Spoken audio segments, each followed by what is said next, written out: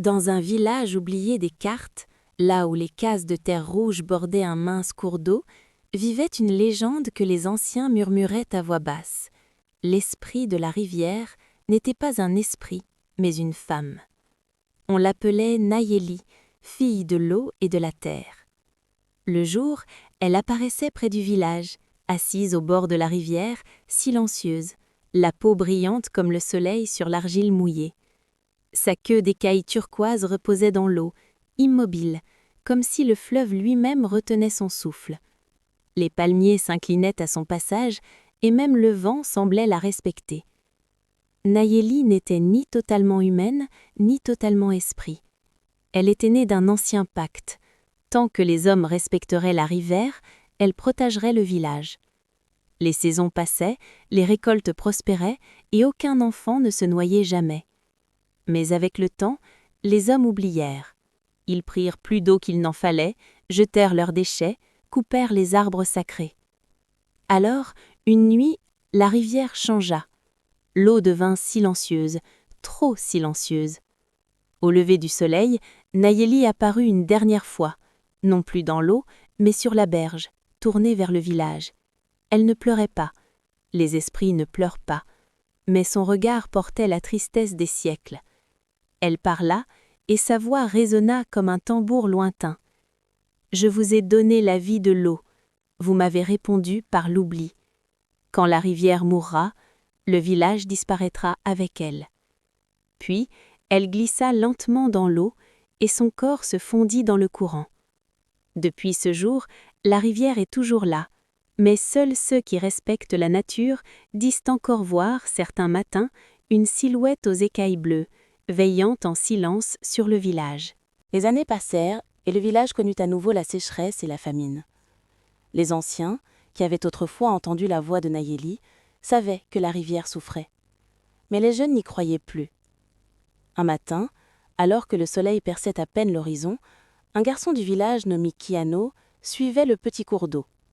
Il voulait comprendre pourquoi le poisson avait disparu et pourquoi la terre était si dure. Soudain, l'eau devant lui se mit à scintiller. Une lumière turquoise dansait à sa surface.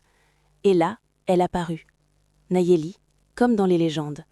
Sa queue étincelait sous le soleil, ses yeux brillaient de la couleur profonde du fleuve. Elle parla doucement, mais sa voix portait une autorité que le vent ne pouvait porter. « Kiano, la rivière ne peut plus supporter votre oubli. Si le village veut vivre, il doit promettre de protéger l'eau et la terre. » Kiano tomba à genoux, respectueux.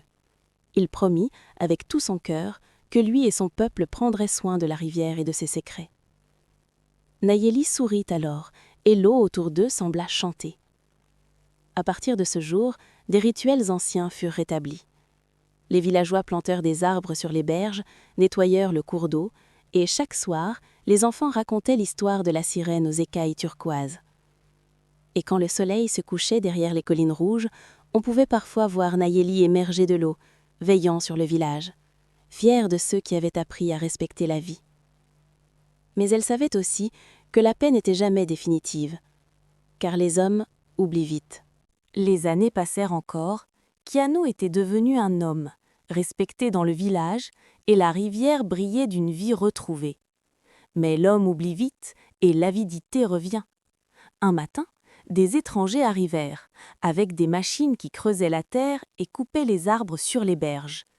Les villageois l'effrayés n'osaient rien dire, et la rivière commença à se troubler.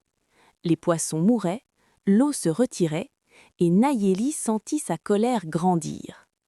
Une nuit, alors que la lune baignait le village d'une lumière argentée, elle apparut au centre de la rivière, sa queue turquoise illuminant l'eau comme un feu sacré. Ses yeux lançaient des éclairs, et le vent cortait ces chants anciens, oubliés de tous. « Assez, vous avez oublié les promesses. Le fleuve n'est pas un trésor à voler, la vie que je protège n'est pas un jouet. » L'eau bondit comme des serpents, entourant les machines, les racines et les arbres arrachés. Les étrangers furent pris de peur et fuirent, laissant derrière eux un village tremblant mais sauvé. Le lendemain, les villageois découvrirent que la rivière s'était calmée. mais qu'elle portait désormais des marques brillantes, comme des runes turquoises sur le sable. Ceux qui s'en approchaient sentaient la puissance de Nayeli, protectrice et vengeresse. Depuis ce jour, le village sut que la rivière n'était pas seulement une source de vie, mais un jugement vivant.